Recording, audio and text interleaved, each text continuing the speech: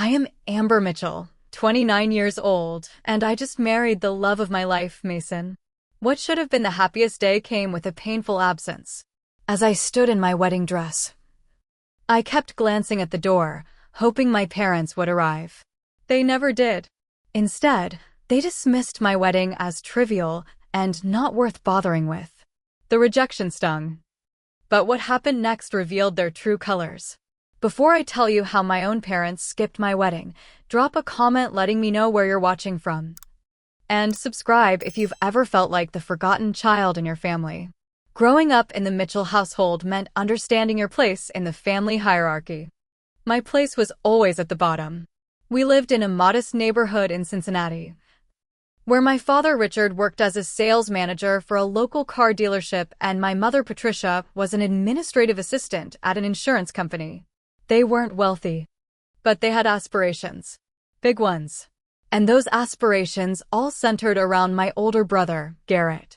From the moment Garrett announced he wanted to be a doctor in the 5th grade, my parents redirected all their resources, attention, and dreams toward him. Our living room became a shrine to his achievements. Science fair trophies, academic certificates, and later, his medical school acceptance letter. My report cards, even when they were straight A's, were acknowledged with a distracted "good job" before being tucked away in a drawer. "Your brother is going to lift this family up," my father would often say during dinner. "He will be the one who changes our family name forever." The unspoken message was clear. I would not be that person. It wasn't that I was a disappointment academically.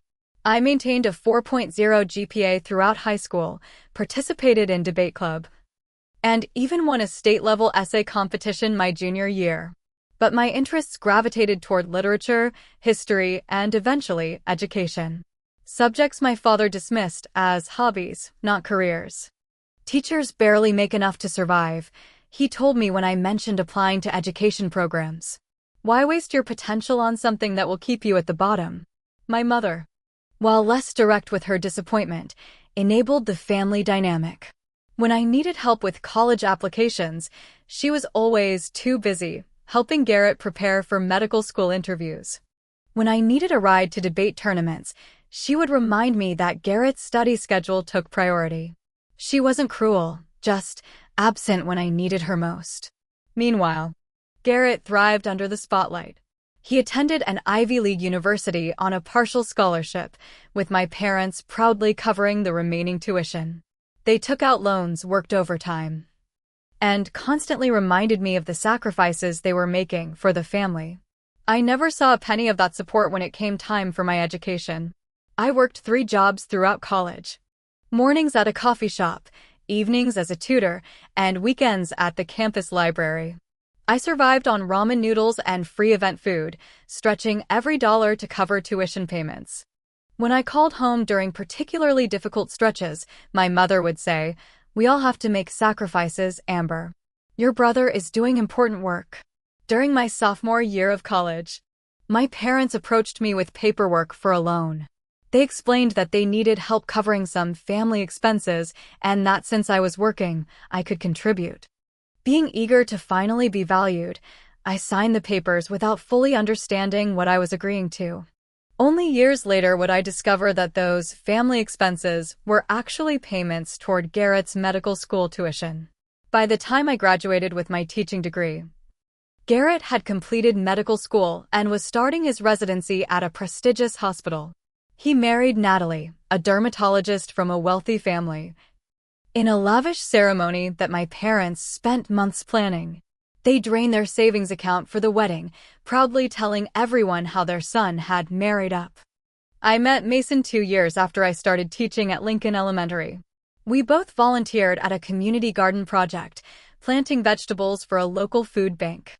He was tall, kind-eyed, and listened when I spoke as if my words actually mattered.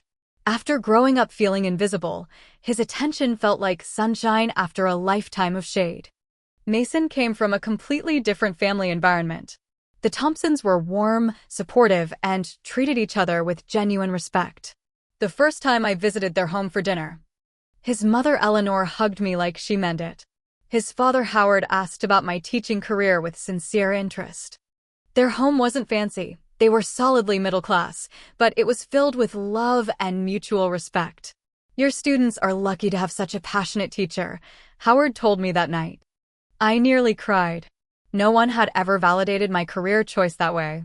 As Mason and I grew closer, the contrast between our families became even more apparent.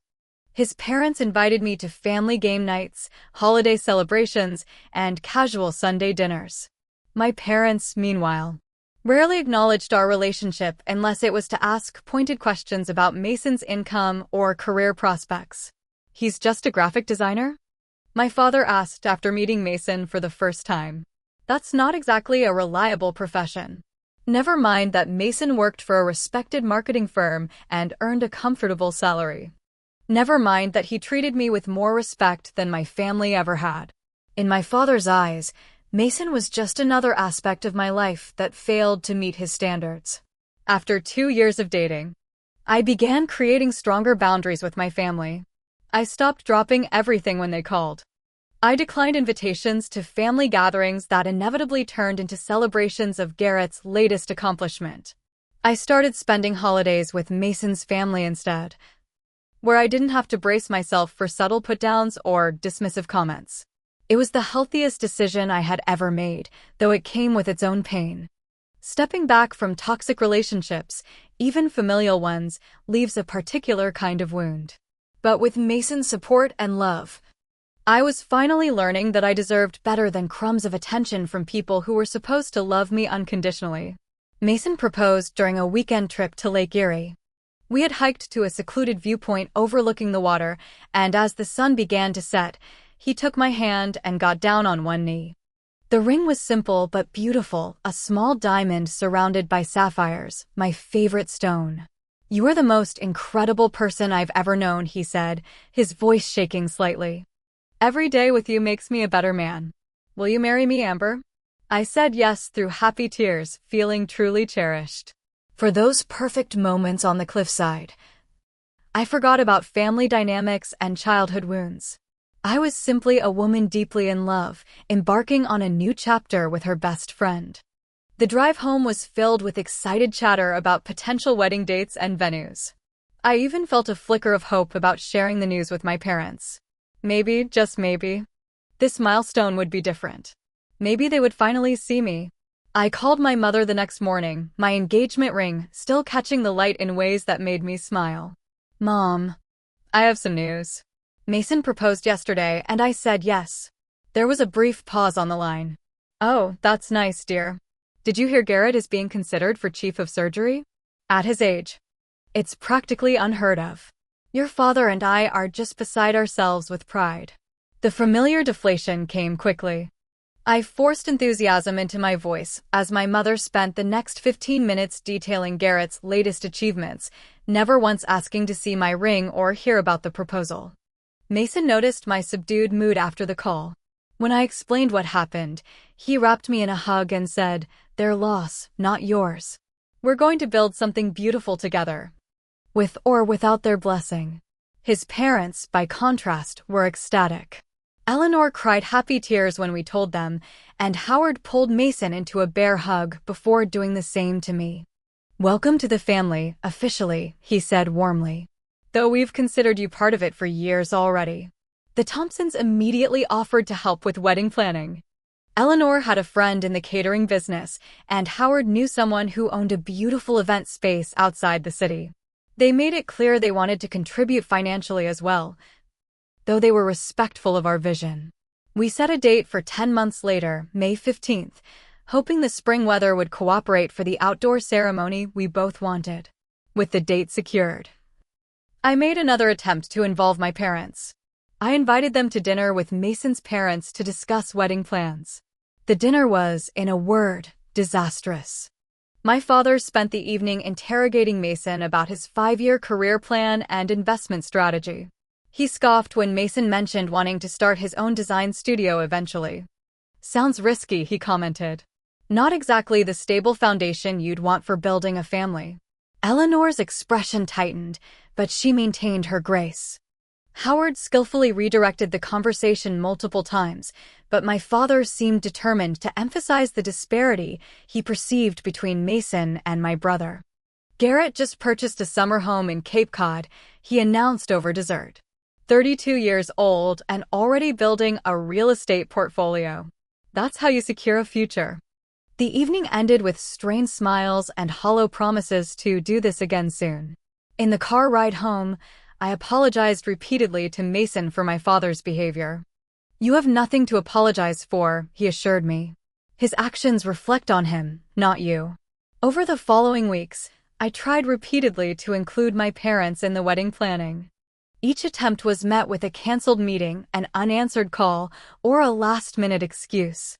My mother claimed health issues, work commitments, or obligations to Garrett and his family.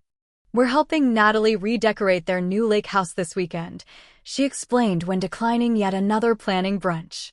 "You understand how important it is to maintain these relationships." The message became increasingly clear.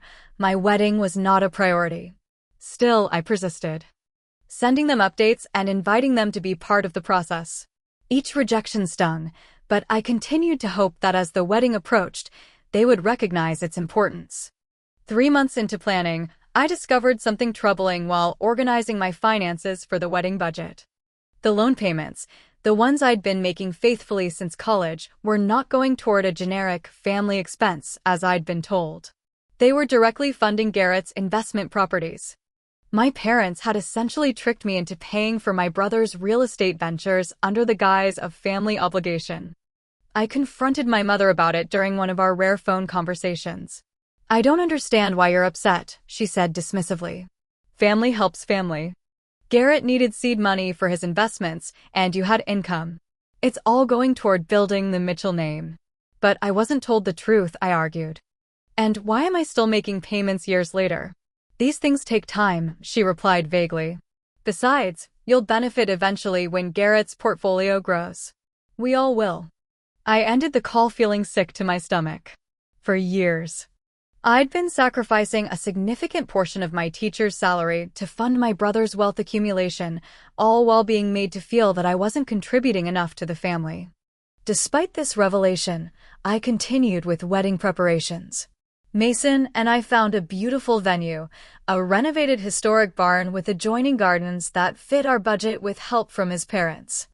I found a dress I loved at a sample sale, and we hired a friend of Mason's as our photographer at a discount. Throughout it all, Mason's parents were incredibly supportive. Eleanor went dress shopping with me and helped address invitations. Howard connected us with vendors and offered practical advice about contracts and negotiations. "We're so proud of you both," Eleanor told me one afternoon as we assembled centerpiece prototypes at her dining room table. "The way you're approaching this marriage thoughtfully as partners, it's exactly right." Her words filled a space in my heart that had been empty for too long. 3 months before the wedding, we sent out formal invitations. The cream-colored envelopes contained hand-calligraphed addresses, thanks to a calligraphy workshop Mason and I had taken together, and custom illustrations of spring flowers that Mason had designed. Each invitation represented hours of love and attention. 2 weeks passed with no RSVP from my parents. I tried not to obsess over it, but anxiety gnawed at me. Had they not received the invitation? Was it lost in the mail? Deep down, I knew these were excuses I was making to avoid the more painful truth. After 3 weeks, I finally called my father directly. The conversation that followed would change everything. "Dad, I was just wondering if you and Mom received our wedding invitation. We haven't gotten your RSVP yet." There was a heavy sigh on the other end of the line. "Amber, your mother and I have been talking. We don't think we'll be able to make it." Despite bracing myself for this possibility, the words hit like a physical blow. "Why not?" I managed to ask. "It's my wedding day." "Look," he said, his voice taking on the dismissive tone I knew too well. "It's just a trivial event for someone at the bottom. Your brother is presenting at a major medical conference that weekend. That's the kind of event that matters for our family's reputation." I gripped the phone so tightly my knuckles turned white. "A trivial event? It's my wedding." "Don't be dramatic," he replied. "People get married every day. It's hardly exceptional." Your brother, on the other hand, is doing important work. Work that actually contributes something to society. I heard my mother's voice in the background, then my father added, Your mother says not to bother us with these things. We have enough on our plates with Garrett's conference and his children's activities. After the call ended, I sat motionless on the edge of our bed. Mason found me there 30 minutes later, still staring at the wall. When I told him what had happened, his expression cycled through shock, anger, and then deep concern. They're not coming, I said flatly. They called our wedding trivial. Mason sat beside me and held my hand. Their absence is their loss, not ours. We're going to have a beautiful day surrounded by people who genuinely love and support us. I broke down then, sobbing against his shoulder. It wasn't just about the wedding anymore. It was the culmination of a lifetime of being deemed less worthy, less important, less valuable than my brother. It was the final confirmation that in my parents' eyes, I would always be at the bottom. That evening, Mason ordered takeout and we sat on our living room floor eating directly from the containers. He didn't try to minimize my pain or offer platitudes. He simply created space for me to feel everything fully. The next day, my best friend Riley came over after I texted her about what happened. I always knew your parents were problematic, she said, her characteristic bluntness oddly comforting, but this crosses a line even for them. Riley had witnessed my family dynamics firsthand throughout our friendship. She'd seen the canceled plans when Garrett needed something, the diminished achievements, the constant comparisons. She understood the magnitude of this rejection. What can I do? She asked simply. Just be there, I replied. Stand beside me on the day, and help me remember that I'm worthy of celebration. Riley squeezed my hand. Always. A few days later, I received a call from my cousin Danielle, my father's niece who lived in Portland. We weren't particularly close, but she had always been kind to me at family gatherings. I heard what happened, she said without preamble. Uncle Richard called my dad and told him they weren't attending your wedding because of some medical conference. It didn't sound right, so I called you directly. I explained the situation. My voice surprisingly steady. That's absolutely horrible, Danielle said. Listen, Jordan and I would love to come to your wedding if you'll still have us. We weren't initially on the guest list. But I want you to know that not everyone in this family thinks like your parents. Her kindness brought fresh tears to my eyes. I would love that, I told her. Thank you. After speaking with Danielle, I made two significant decisions. First, I would proceed with the wedding with renewed focus on the chosen family Mason and I were creating. Second, I would stop the automatic payments on my parents' loan effective immediately. The loan decision wasn't made out of spite. Rather, it was the first step in establishing boundaries that should have existed long ago. I would no longer financially support people who couldn't even support me emotionally on the most important day of my life. As the wedding date approached, final preparations fell into place. Mason's father Howard asked if he could walk me down the aisle in my father's absence. I would be honored, I told him, genuinely moved by the offer. The rehearsal dinner the night before our wedding was intimate and joyful. Mason's extended family, our close friends, and even Danielle and her husband Jordan created an atmosphere of authentic celebration. Looking around the table at those smiling faces, I realized that family could be chosen, not just inherited. I awoke on my wedding day to sunlight streaming through the hotel room curtains. For a moment, before full consciousness arrived, there was only excitement. Then the reality of my parents' absence settled in again, a dull ache beneath the joy. No, I whispered to myself. This day is still mine. My bridesmaids arrived with coffee and breakfast. Riley, my maid of honor, had created a detailed schedule for the morning. Eleanor joined us for hair and makeup, filling the maternal role with natural warmth. You look absolutely radiant, she told me as the stylist pinned the final pieces of my updo. I slipped into my dress, an A-line gown with delicate lace detailing and a modest train. The sample sale find had been altered to fit perfectly, and looking in the mirror, I hardly recognized myself. Not because of the dress or makeup, but because of the woman staring back at me, someone who was choosing joy despite pain. Before leaving for the venue, I checked my phone one last time. No messages from my parents. I had expected this, but the confirmation still stung. I handed my phone to Riley.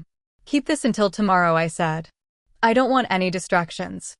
The historic barn had been transformed with string lights, greenery, and white flowers.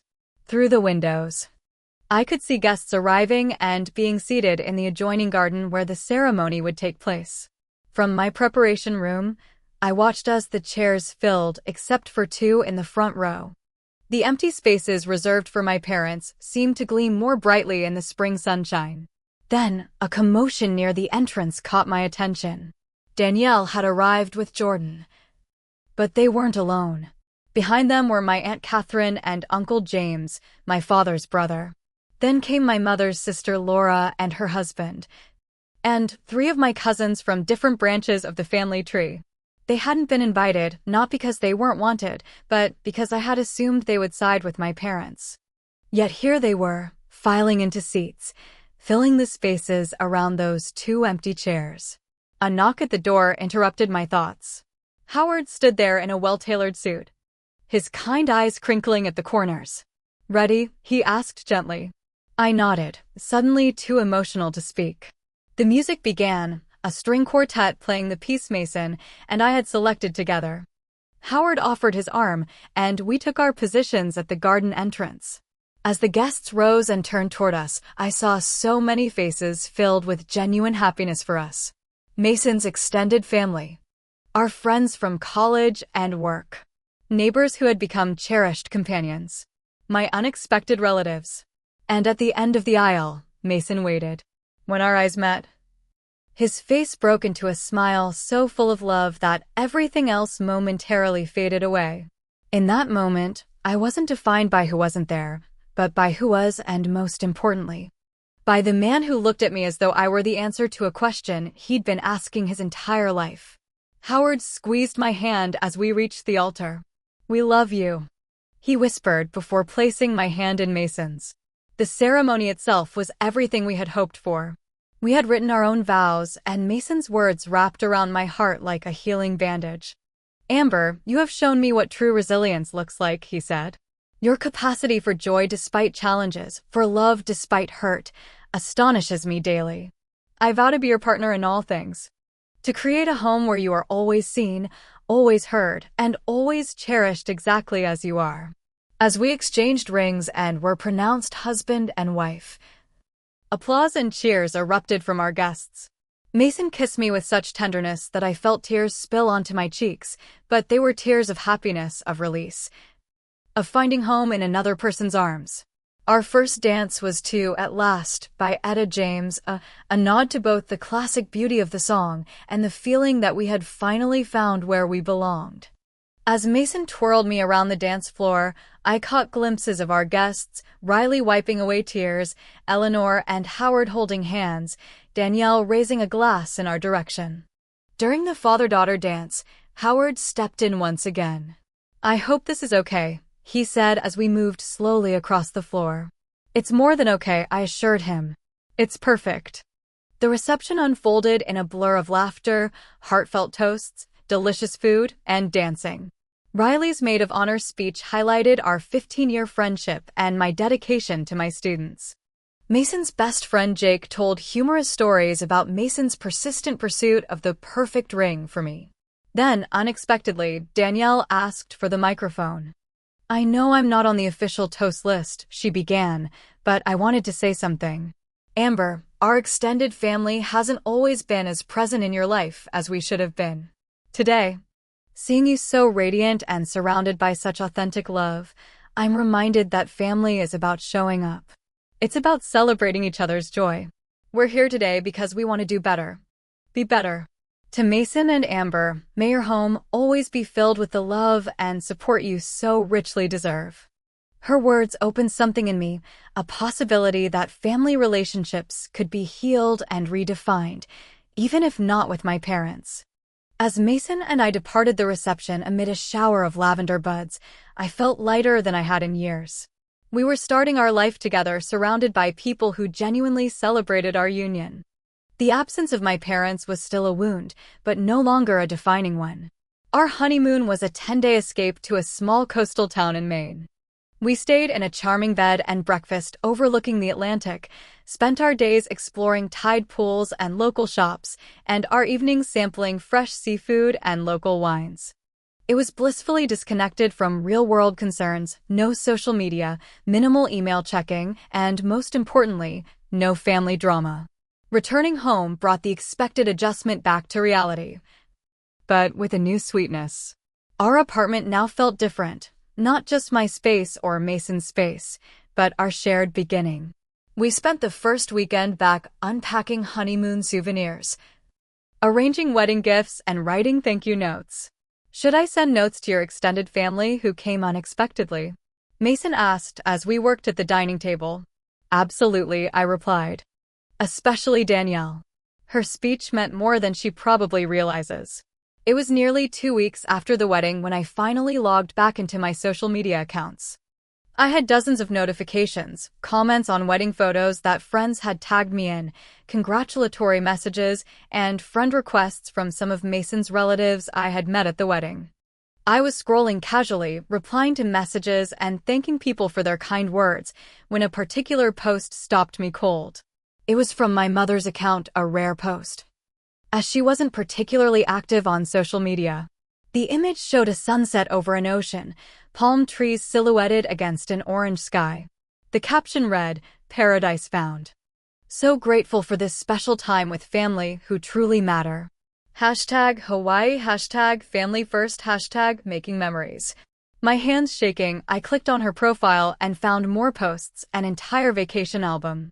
There were photos of my parents with Garrett, his wife Natalie, and their 2 children at various Hawaiian resorts and attractions. They were swimming with dolphins, attending a luau, hiking to waterfalls. All dated during the week of my wedding. I felt physically ill as I checked the timestamps.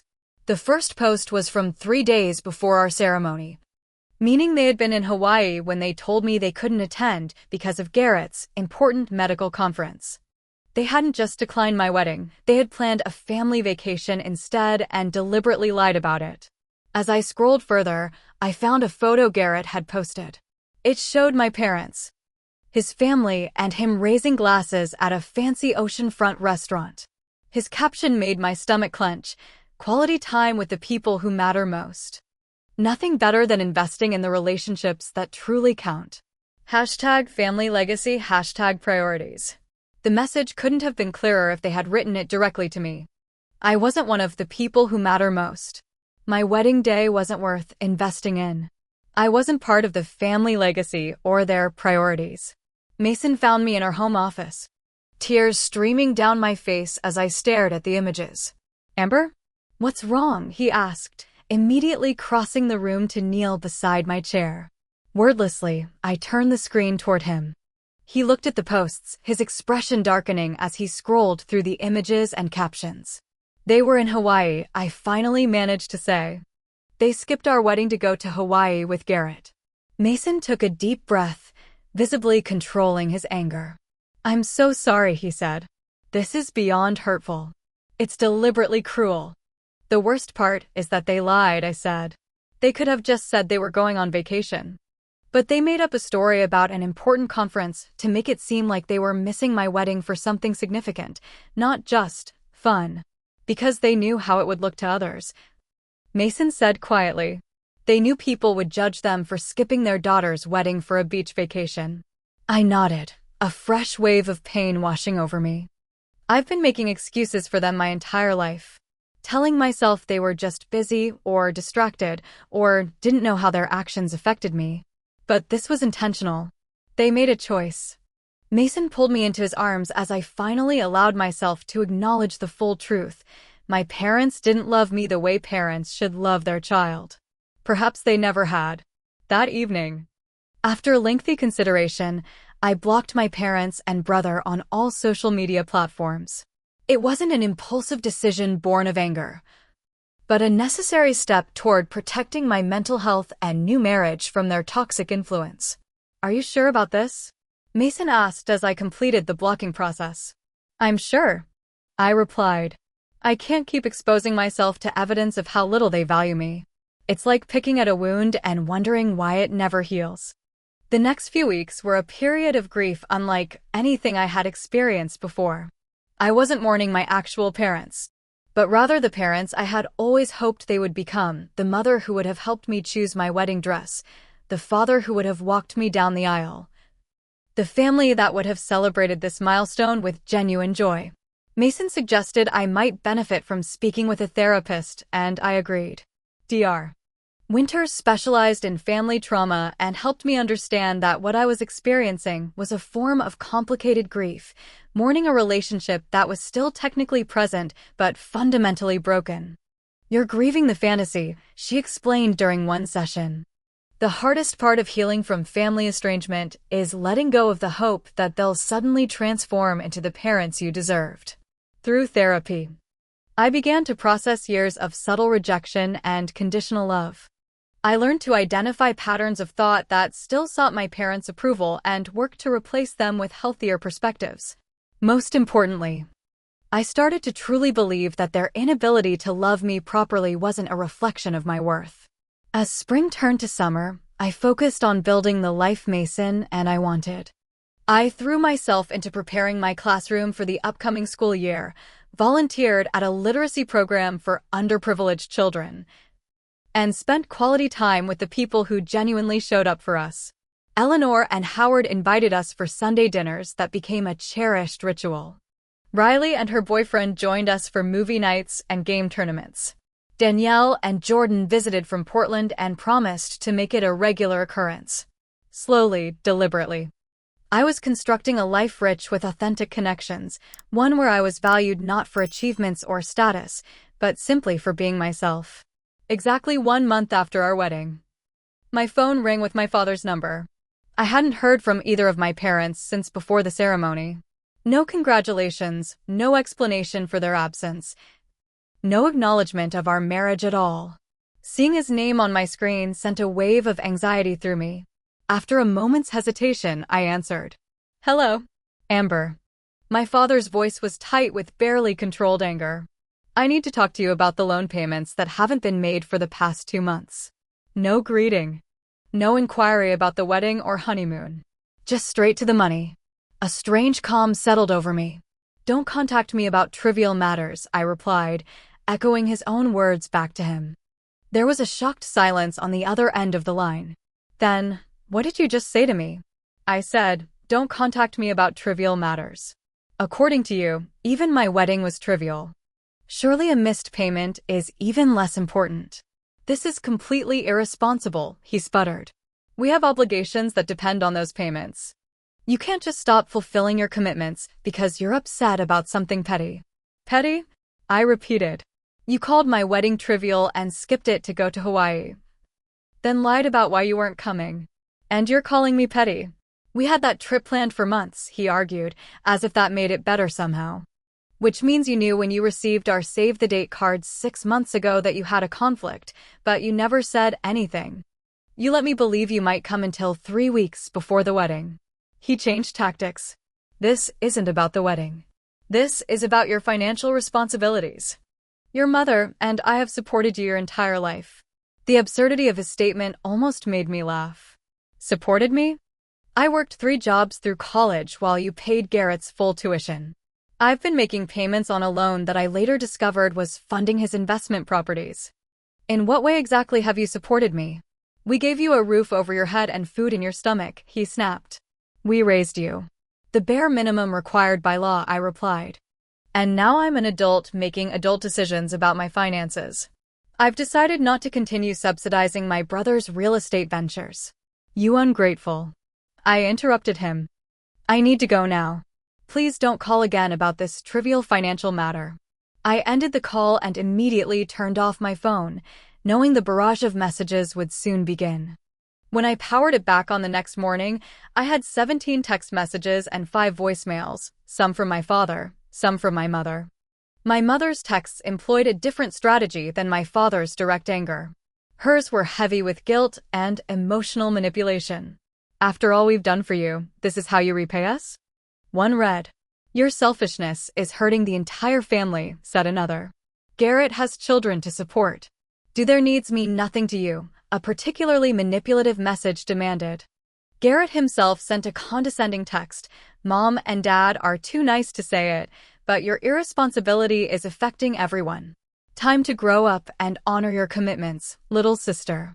The messages continued for days. I showed them to Mason, who suggested we consult with both a financial advisor and a lawyer to understand my legal obligations regarding the loan. The financial advisor, Mr. Reynolds, reviewed the loan documents I had signed years ago. This is concerning, he said, frowning at the paperwork. The loan is actually in your name, not your parents'. It appears they had you take out a personal loan and then directed the payments to themselves. What does that mean? I asked. It means you're legally responsible for the debt, but the money didn't go to you. Have you been making the payments directly to the loan company or to your parents? To my parents, I answered. They said they would handle the actual loan payments. Mr. Reynolds shook his head. I'd recommend speaking with a lawyer immediately. There are some red flags here that suggest potential financial impropriety. The lawyer confirmed what I had begun to suspect. My parents had essentially committed fraud by having me take out a personal loan under false pretenses. However, since I had signed the paperwork, I was still legally responsible for the debt. Your best option, the lawyer advised, is to make the minimum payments directly to the lender to protect your credit score while we investigate further. Meanwhile, I suggest documenting all communications with your parents regarding this matter.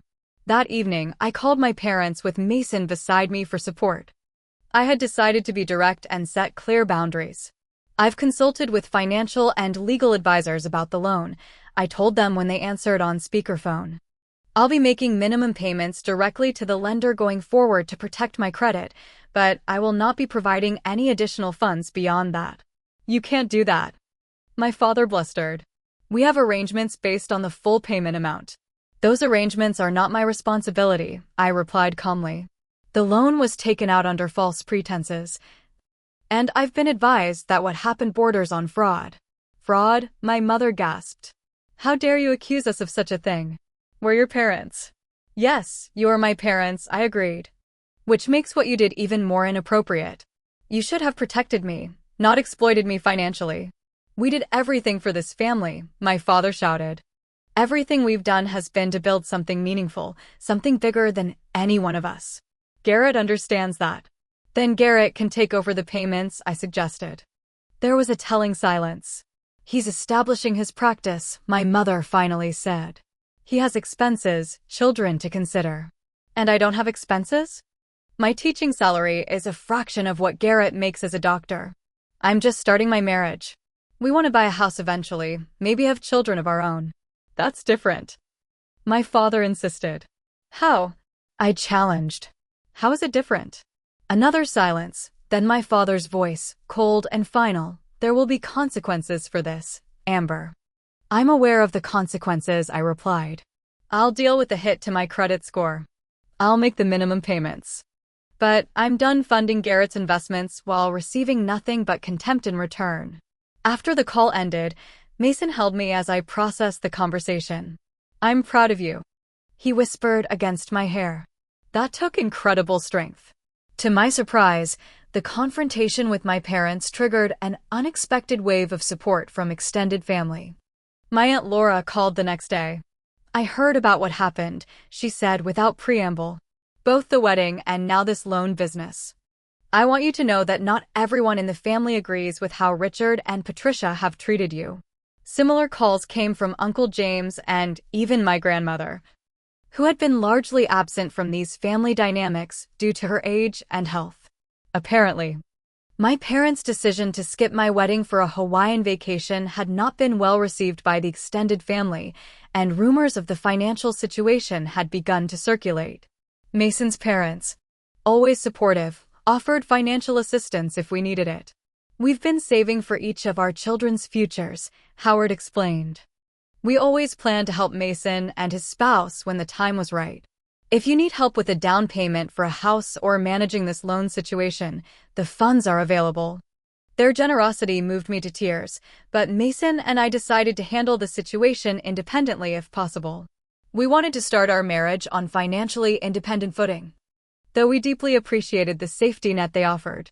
With the lawyer's help, I established a direct payment plan with the loan company for the minimum amount required. The arrangement would extend the life of the loan but make the monthly payments manageable on my teacher's salary. More importantly, it removed my parents as intermediaries, giving them one less point of control over my life. 6 months after our wedding, Mason and I hosted a small gathering at our apartment to celebrate our half-year anniversary. The living room was filled with the people who had truly shown up for us: Riley and her now fiancé. He had proposed the month before, Eleanor and Howard, Danielle and Jordan, who had driven down for the weekend, and several close friends from work. As I looked around at the laughter and easy conversation, I realized how much healing had occurred in those 6 months. The wound of my parents' absence was still present, but it no longer dominated my thoughts or defined my days. My parents had maintained their financial demands, but had otherwise gone silent. Occasionally, my father would send a terse text asking when I would come to my senses about the loan payments. My mother's communications were limited to forwarded family announcements, Garrett's latest achievement or one of his children's milestones, with no personal messages attached. My brother had attempted a half-hearted reconciliation, but only after learning that I had connections to a publisher interested in educational materials. His sudden interest in my well-being coincided perfectly with his need for a professional introduction. When I politely declined to make the connection without a genuine apology for his past behavior, his brief concern for our relationship evaporated. Their continued self-interest no longer surprised or devastated me. Through therapy and the support of genuine connections, I had learned to see my family's behavior with clearer eyes, not as a reflection of my worth, but as a manifestation of their own limitations. Dr. Winters had helped me understand that some people are simply incapable of providing the love we deserve, often because of their own unresolved traumas or deeply ingrained values that prioritize status over connection. This understanding didn't excuse their behavior, but it helped me stop internalizing their rejection as evidence of my own inadequacy. My professional life had flourished alongside this personal growth. I had received a promotion to lead teacher for my grade level, a position that came with a modest raise and the opportunity to mentor newer educators. The irony wasn't lost on me that this achievement, one that made me genuinely proud, went completely unknown to my status-conscious parents. Mason's design career was thriving as well. He had taken on several high-profile clients and was building a portfolio that would eventually support his dream of an independent studio. We had begun saving for a house, setting aside a portion of each paycheck toward a down payment fund that represented our shared future. More importantly, we had created a home environment built on mutual respect and genuine appreciation. Our small apartment was filled with evidence of our creative collaboration, art pieces we had selected together, furniture we had refinished as weekend projects, photographs from our honeymoon and subsequent adventures. One evening, after struggling with particularly difficult emotions following a chance encounter with an old family friend who mentioned my parents, I sat down and wrote them a letter I knew I would never send. The exercise, suggested by Dr. Winters, was meant to articulate feelings without the expectation of response or resolution. Dear Mom and Dad, I wrote, for most of my life, I've tried to understand why I was never enough for you. I achieved good grades, became a dedicated teacher, found a loving partner, and built a life filled with meaning and purpose. Yet somehow, these accomplishments were always deemed less valuable than Garrett's choices. I used to think if I just tried harder, achieved more, or became someone different, you might finally see me. I now understand that the problem was never with me. Your inability to value my path says nothing about my worth and everything about your narrow definition of success. I won't spend the rest of my life trying to earn love that should have been freely given. I won't continue making myself smaller to accommodate your disappointment. I am worthy of celebration exactly as I am, and I've found people who recognize that truth without qualification. I hope someday you might expand your vision of what makes a life valuable beyond status and money. But if not, I want you to know that I'm creating a joyful, purposeful existence regardless, one where people are valued for their character, not their credentials. Writing those words was cathartic. I sealed the letter and placed it in a box of mementos, a symbolic gesture of expressing my truth without needing external validation. That night, Mason suggested we start building our own family traditions, ones that reflected our values rather than inherited patterns. What if we hosted a chosen family Thanksgiving this year? He proposed. We could invite people who might not have a place to go, friends without local family, colleagues who are new to the area, anyone who needs community during the holidays. The idea resonated deeply. I love that, I said. And maybe we could add a tradition where everyone shares something they're genuinely proud of from the past year, not achievements or acquisitions, but moments of growth or connection. As we brainstormed ideas for creating meaningful rituals, the conversation naturally turned to children and what kind of parents we hoped to be someday. I want our children to know they're enough exactly as they are, I said. That their worth isn't tied to achievements or status. Mason nodded. And that mistakes and failures are just part of learning, not definitions of character. We'll break the cycle, I promised, both to him and to our future children. In the months that followed, I continued to build a life centered on authentic connection rather than external validation. I volunteered at a community literacy program, deepened friendships with colleagues who shared my educational philosophy, and maintained the genuine family relationships that had emerged from the wedding situation. The pain of my parents' rejection hadn't disappeared entirely. Such deep wounds rarely heal completely, but it had transformed into something different. What once felt like a gaping hole in my life had become a source of hard-won wisdom. Their absence had created space for healthier relationships to flourish. During a session with Dr. Winters, I had an insight that felt particularly significant. I've spent so much time grieving the parents I wished I had, I told her, that I almost missed appreciating the family I've actually built. The people who show up consistently, who celebrate my joy and support me through difficulties, they're my real family, regardless of biology. She smiled. That's a powerful realization, Amber. You've stopped trying to earn love from people unwilling to give it freely, and instead recognize the love that's already surrounding you. As I reflect on this journey now, I realize that painful experiences, while never welcome, can lead to profound growth and unexpected gifts. My parents' rejection forced me to examine inherited beliefs about worth and success that I might otherwise have carried into my own potential parenthood. Their absence created space for genuine connections to flourish with people who value me for exactly who I am. The path hasn't been easy, and there are still days when the hurt resurfaces unexpectedly. But I now understand that I deserve celebration, not despite choosing a different path than my family expected, but because I had the courage to build a life aligned with my own values rather than someone else's expectations.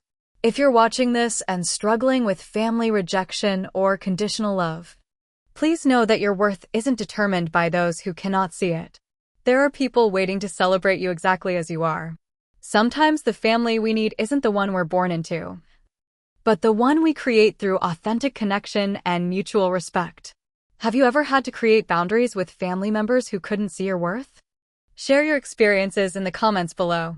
And if this story resonated with you, please hit the like button and subscribe to my channel for more authentic conversations about family dynamics, healing, and personal growth. Thank you for being part of my chosen community here, and remember, you're worthy of unconditional love and genuine celebration.